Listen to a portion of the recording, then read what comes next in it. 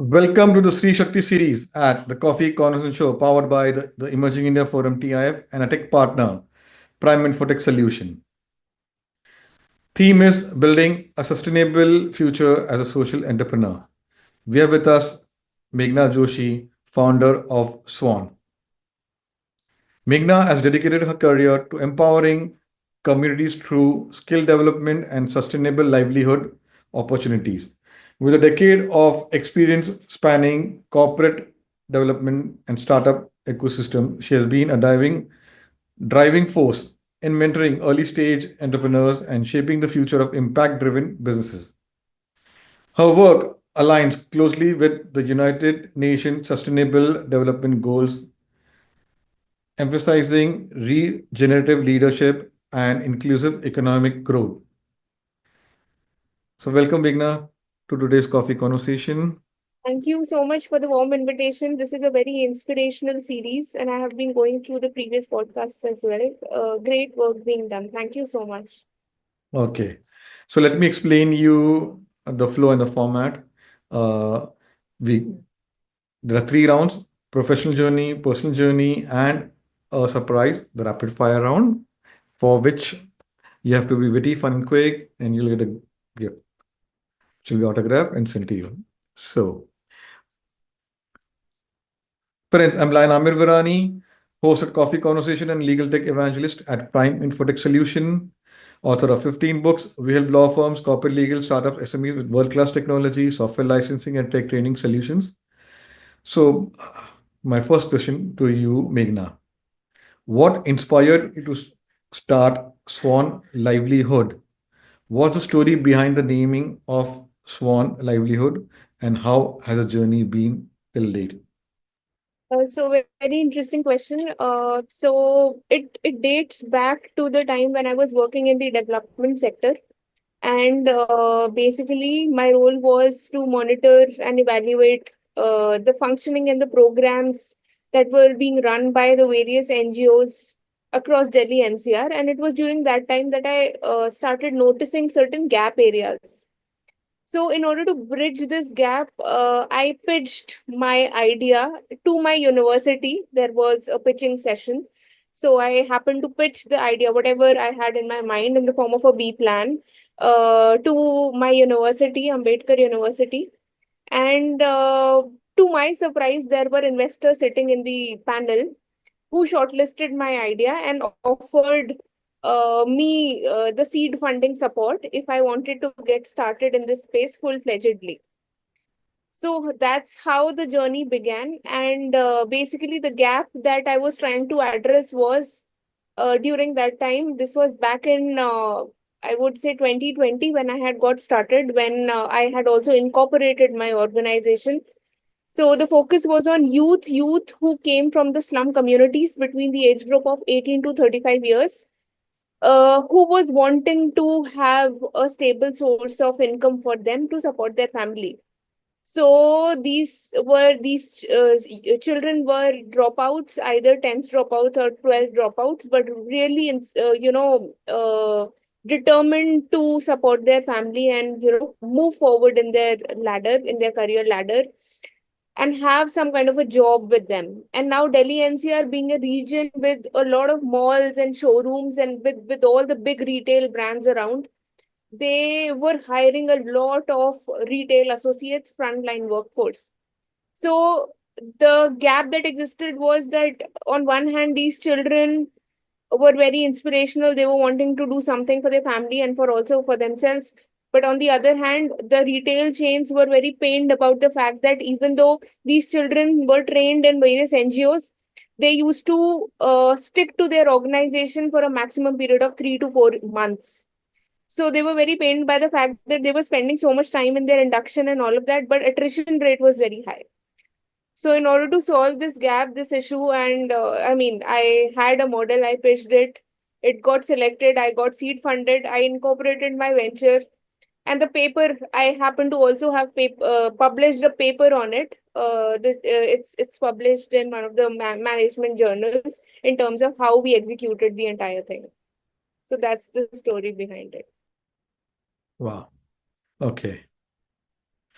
So, Meghna, sustainability is at the core of your work. How do you integrate it in your projects beyond just environmental aspects? So sustainability, so I hold my post-graduation in environment and development, and through the educational journey and also through my work experience, sustainable development goals have played a very, very important part, both as a theoretical and also as a practical matter. uh, we try to create an ecosystem. So it's not just we working in seclusion. We try to engage a lot of young change maker through their enactus body that is dedicated to social entrepreneurship. We actively engage in various HALT competition that happens across various university in Delhi NCR, so that more young minds can come into this space to bring in fresh ideas, a couple of whom are also working with me, sharing their insights in terms of how can we further strengthen the ecosystem. So now ecosystem building also involves bringing all the stakeholders together.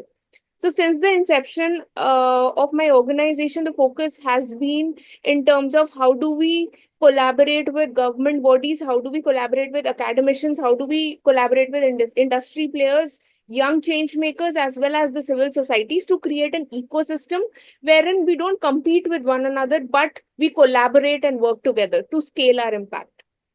And so far we have grown together, since the team members, the young change makers who have been working with me, they also have seen the growth. I have seen them growing since the first day of my organization till date. So that's how a sustainable ecosystem has been created.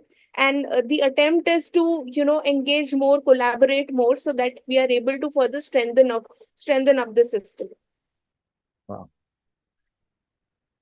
So, Meghna, your work focuses on skill development. What do you see as the biggest challenge in this space, especially related to youth? So, so skill development has been a challenge which I have been observing, particularly for the marginalized communities. So, when I talk about youth who are from underserved communities, they are very inspirational, they are very determined to do something, but somewhere or the other lack opportunities. The second project that I'm working on is to empower rural women to become micro entrepreneurs.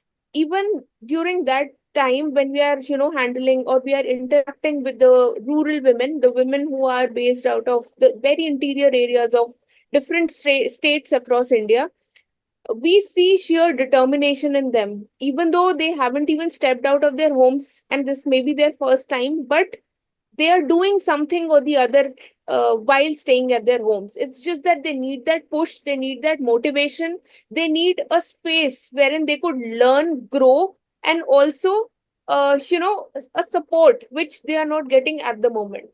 So there is a dire need for skill development, particularly in the underserved area for all the age groups, be it youth or the women. Wow. Okay. So, Meghna, how does Swan Livelihood ensure long-term impact rather than short-term interventions for the different projects you are executing? So this is a very interesting question. So far, all our projects were more of offline based, wherein we conduct a need assessment, we venture out into the communities, we implement our training programs by having face-to-face discussions with our community members so that the trust could be built. And we have seen a very good trust building process happening with more women, more youth coming, to take a lead. It's very, very encouraging to see it. And the long-term plan is to, embed technology into the work that we are doing so that we are able to scale in the tier 2 and tier 3 cities as well. So definitely tech will take us a long way, and tomorrow only I have been invited to Google's office for one of their accelerator programs, and my attempt is to see and forge ways in which we are able to integrate tech to our work so that, we are able to create a better and a more impactful model. That's interesting. So, Meghna, you have worked with both startups and large organizations. What differences do you see in their approach to social impact projects? I mean, when we talk about social impact project, it is largely to do with, implementing projects at the community level. Somewhere or the other, while working with various organizations, startups, both, uh, in the development sector and also on the other side, when I was monitoring the functions, somewhere or the other, I felt there were loopholes in the implementation part. So implementation part, either from the partner organizations end or implementation loopholes, right at the starting point wherein, the mobilizers are interacting with the community members. So that was the biggest gap that I saw. And over the time period, it evolved, and I also happened to pitch the idea around which I developed. I mean, my startup is present at the moment. Wow. So, having worked at different corporate companies, how did it help in shaping you as being a social change maker, social entrepreneur? Okay, so this is a very interesting question. So I did my graduation in business economics honors from Delhi University, wherein, we were taught a lot of concepts around management and also a lot of practical scenarios in terms of how things work in the business environment, which really made me interested in gaining work experience in the corporate sector. And soon after completion of my graduation, I got placed with Ernst& Young, which is one of the big fours. And when I was working with Ernst& Young, even though my role was more into operations, but we were supposed to fulfill our KPIs, which we had to choose. In order to fulfill our KPIs, we had to choose different other projects with which the other departments were doing. So one such project which was very, very close to my heart was their CSR project. And I remember how actively I used to participate with, going in for drives and also doing the collection drives, which their CSR department was doing. So during that time, Ernst& Young had a tie-up with Gunj NGO, and they used to collect clothes for the flood affected regions and other things, and I used to be very, very active in doing this, and that used to make me feel happy. So that was also the time when I was, planning to go for my master's. And when I was, really thinking through in terms of whether I should go for a plain MBA or, should I do something in this space which interests me a lot, there was a sudden calling in terms of why not venture out into this space, which, makes you feel happy. And I applied for my master's program in environment and development, which was like an intersection of the various things that happen in an environmental ecosystem, and also around the development sector, how things work in villages, livelihood opportunities. So it was a culmination of the two aspects, and also presently very, very relevant because Sustainable Development Goals 2030 agenda is just around the corner. So that's what made me choose this master's program, and now I'm full-fledgedly into this space. Wow. So, Meghna, you have been mentoring young entrepreneurs, startup founders through various platforms like Startup India, Vadhwani Foundation, Business Blaster. What common mistakes do you see these young entrepreneurs, startup founders make? Yes. So a lot of times I see that the young change makers are running after the solution than digging deeper into the problem. So whenever I have interacted with over 5,000 young change makers in the last, 1 year, and whenever I talk to them, it's like they say they are very curious to tell me about the solution. But when I ask them that, what is exactly the problem that you are trying to solve, that it is there wherein, they are not very clear. So every time, whenever I interact with them, either through a B plan competition or as a speaker session, I always ask them to dig deeper into the problem, because that will only help them to innovate and, build a brand of theirs than just jumping over the solution. So whenever I ask them, they have their product, they have their service in mind, but not the problem, exact cause of what they are trying to solve. Wow. So, Meghna, according to you, what are the top skills required to to be a social entrepreneur in today's times? So first, I would say patience, because you are working with the communities that are underserved, and in order to build trust, in order to let things work out for you at the grassroots level, you really need patience. Patience. You also need resilience, because you never know. Every day is like a different day when we are working on field. So there are a lot of challenges. There are various ways in which we are trying to implement the projects. Then there could be sudden emergency that may come up. So one has to be resilient. One needs to have a problem solving attitude when you are working on field. Also, lastly, I would say believe in yourself, because until and unless you have that belief in yourself, there'll be a time when you will start feeling very burnt out, and all your passion and everything will get lost. So I would say that being, having a problem solving attitude, being resilient, then again, thinking in terms of why you got started in the first place, and also having confidence in yourself are some of the things that will help one to become successful in this space. Beautiful. So, Meghna, who has influenced you from the world of social change makers, impact makers? So I would say that right since the inception of my startup, I would say my father, because he's also my co-founder, and we have gone through a very turbulent time when pandemic had hit. The communities got impacted, and the first person I used to go to was my father.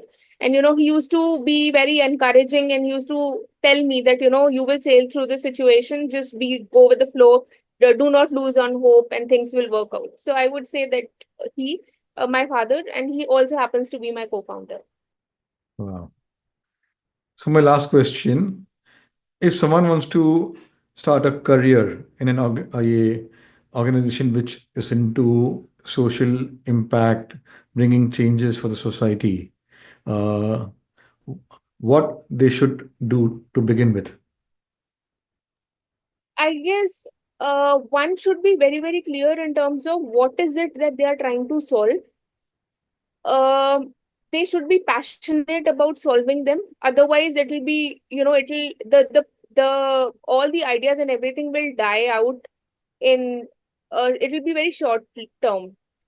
And thirdly, I would say have very strong pool of mentor support, because when you are getting started, there'll be times when you'll have a lot of questions in your mind, and you will look out for spaces, or you would want to reach out to people who are working in this space. So there are a lot of platforms these days providing free mentorship, guidance, support, one being Startup India's Mark platform, which is very, very incredible in terms of matching people as per their expertise. Also, the other one which was very helpful for me when I was getting started was Sherry Blair Foundation for Women, wherein you are matched with a mentor which is outside your country, based basis on the expertise.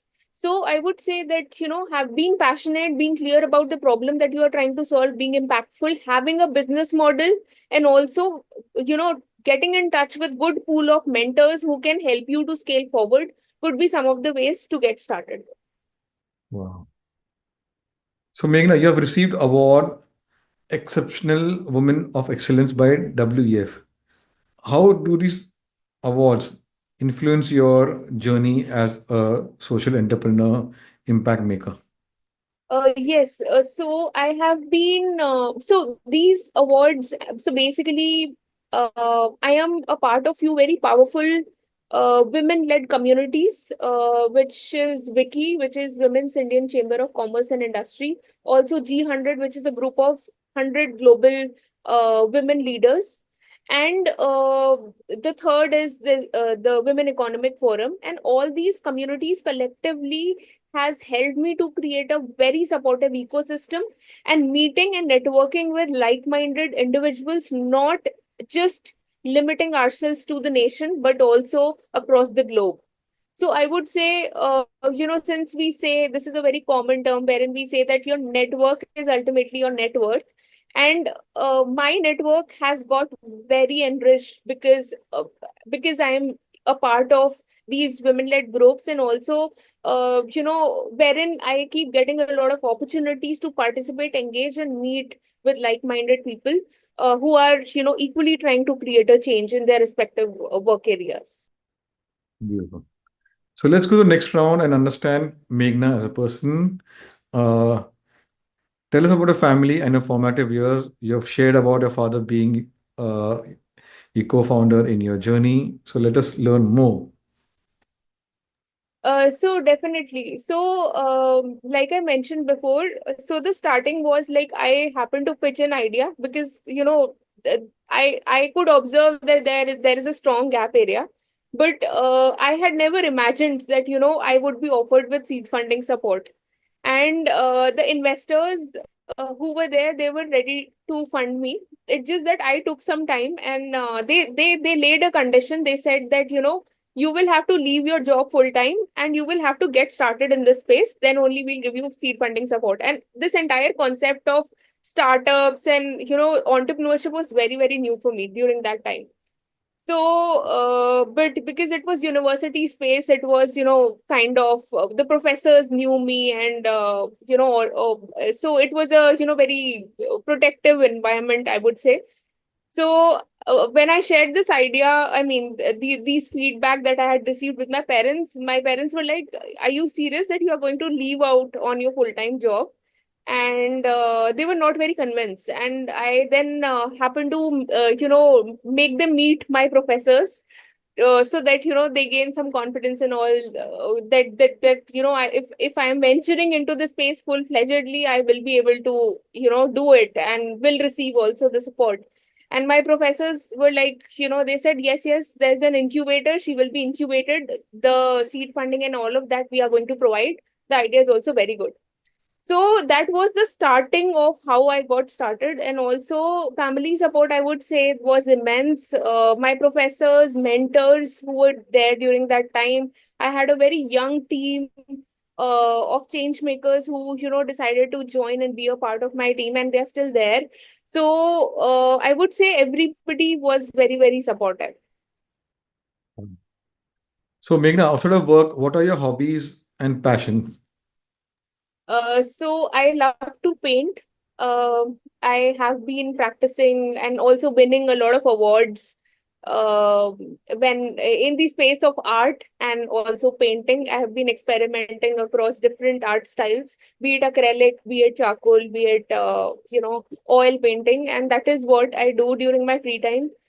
Secondly, I'm also a bird watcher. So early morning, in order to relax myself, I happen to go to various biodiversity parks that we have in and around us. And also, I'm an avid trekker.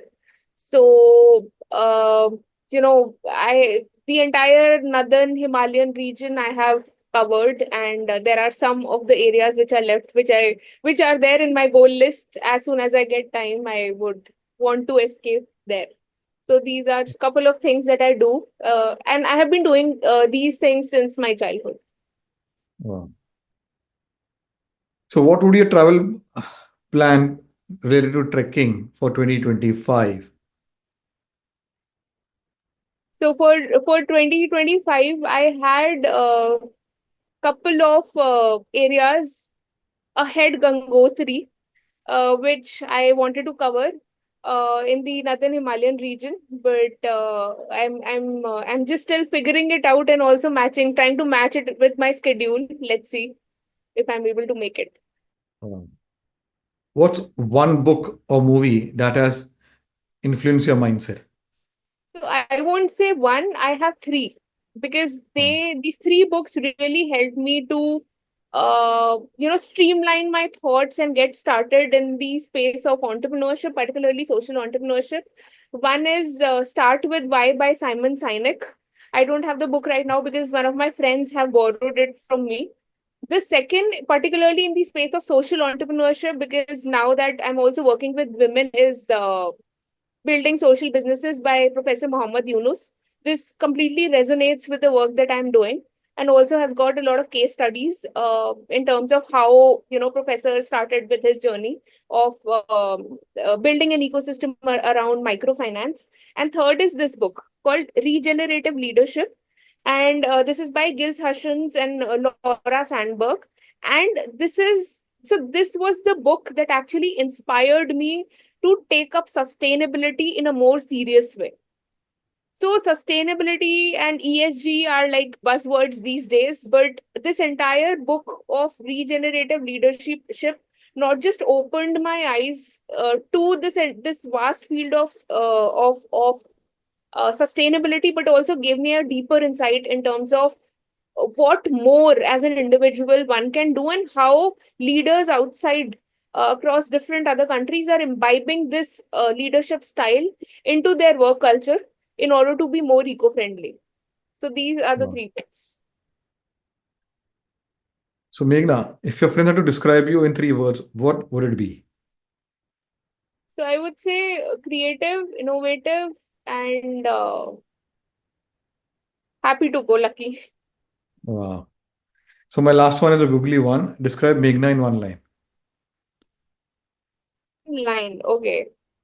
So I am a hardworking individual who try to innovate at every stage. Hmm. So, let's go to the next round. That is a rapid fire round. Have some fun. Your go to comfort food. Chinese, One word to describe your leadership style. regenerative, One skill every startup founder should learn. problem solving, Your favorite color. green. Best piece of advice received. Believe in yourself. Self-belief can do wonders. Favorite sustainability initiative you have come across. So the in Actors, Kirodimal College has been making these wonderful composters, which are made by the artisans of Kumar Colony in Delhi. So I have personally, purchased one for them, from them, for my kitchen garden, so that the entire kitchen waste that gets generated can be utilized, and for the garden, for my garden area. And it's been over 1.5 years. It's working very well. So I would say this. Wow. One thing you do daily that keeps you motivated. Journaling, Mm. Tea or coffee to recharge. coffee, coffee. Wow. Yes. So you did well, and here's your GUF niche marketing, which will help you. Thank you. Autographed. So, friends, it was a lovely conversation having with Meghna Joshi, how she's making an impact for through being a social entrepreneur and focusing on sustainability. So all those change makers out there, they want to become social entrepreneurs or make a career. This is the episode you should watch out for and learn through the journey of Meghna Joshi. So like that, all the coffee speakers bring interesting insights in their journey, professional, personal, their creative interest. And if you want to be featured like Meghna, visit our LinkedIn page, the Emerging India Forum, our website, and our team will invite you to have coffee conversation, or you can connect with any one of our coffee speakers. If your journey is interesting, they would refer to our team coffee and to have coffee conversations. Thank you. Thank you. It was lovely to interact with you, and I look forward to watching my podcast. Thank you. Wow, great.